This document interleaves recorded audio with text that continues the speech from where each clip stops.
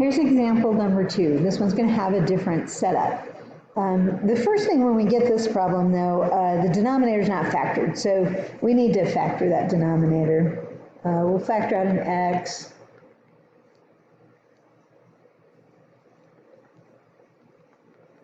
And then if you factor that, you get that trinomial.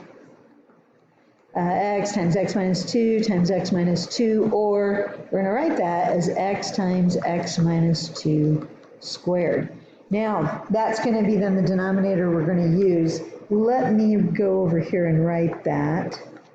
So the numerator, we haven't done anything with that yet. And our denominator looks like this after we factor it.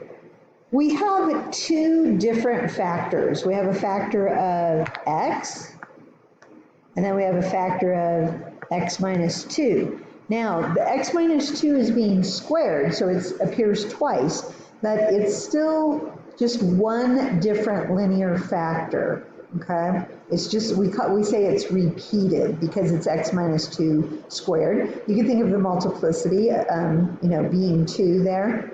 Okay, so that means something for our setup. So when we go over here, and again, I have to emphasize that both x and x minus 2, those are both linear factors. Okay, so here's how it splits up. X could be a denominator. X minus 2, the linear factor the other linear factor we have, it might only appear once. So we leave it like that. Or the linear factor could appear in there twice. So one denominator is x, one denominator is x minus 2, the other denominator is x minus 2 squared, okay? So it might seem a little odd, but that's the way the denominators get set up when you have repeating factors. Okay, now we're going to go to the numerators. Because they're each linear factors in the denominator, they're only going to have constants in the numerator. So I'm going to have an a for this numerator, a b for this numerator, and a c for this numerator. Now you might say, well, wait a minute, if I squared out x minus 2, it wouldn't be linear. Yeah, you'd get, a quadratic expression. But that's not what we go by. We go by the factor, okay? So the factor is x minus 2. X minus 2 is linear, okay? So I'm not going to go into big detail on that. Okay, now what happens? Well, our numerator, negative x squared plus 2x plus 4, oh shoot, I don't want that. Let me erase that real quick, sorry. 4 equals. Now, what are we going to do? We're going to take that a, and we're going to have to multiply it by x minus 2 squared, because you're trying to get that common denominator. We already know what the common denominator is.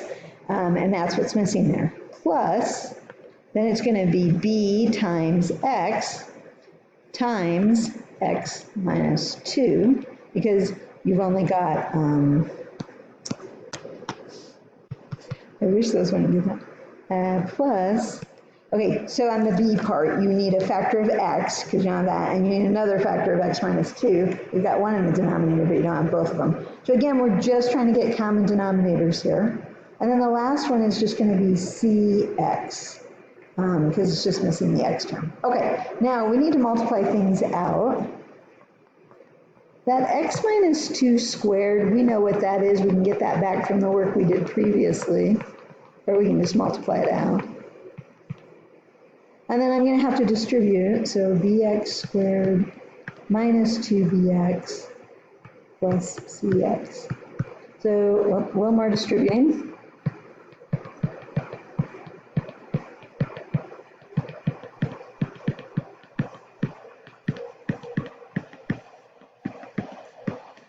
These can be long.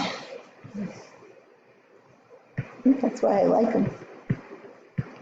Okay, so I think I've got everything written out there for us. And now we're going to play the matching. Okay, so I'll try using different colors. We'll see if that helps. So you see how you have here an x squared term. It has a coefficient of -1. Therefore, -1 has to equal the combination of the coefficients on the x squared terms on the right. So in this case, there's an ax squared and a bx squared, so it's going to be a plus b. Okay, now I'm going to switch colors with green here. I'm going to look at the x terms. So I'm going to get an equation that says 2, the coefficient on the x term, has to equal, now I got to find the x terms here, negative 4a, and I'm looking at just the coefficients. So I don't have to worry about the x. You could write it down and then take it out later, but I'm going to save a little bit of work here. Negative 2b and plus c. You know, and I didn't even, okay. All right, so there's a second equation. And then our third equation will be the constant. And that's where the joy comes in on this problem. So we have a 4, and that has to equal, I just have one constant term right here, 4a. Okay, great.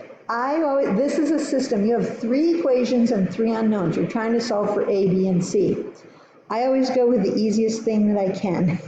So if I divide both sides on that last equation, I know A equals 1. Then I'm going to say, well, what equation could I use that I might get somewhere? I can go to the first equation, plug in the 1 for A, and I get negative 2 equals B. And then I can go to the last equation, or the green equation, I guess, and plug in A and B.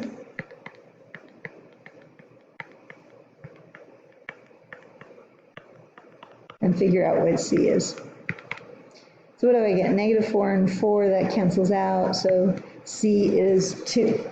Okay, and then the last thing we have to do is write the decomposition, okay? So I'm scrolling it up here a little bit, but our problem was A over X. So what was my A? 1 over X plus B, negative 2, over X minus 2, plus C, which is 2, over X minus 2 squared. Now, just a note here, on that middle term, I have plus a negative 2. You could change that to minus 2 over X minus 2. I noticed I did that in the book. It doesn't really matter to me. I'm just going to leave it that way. Okay, that is our second one.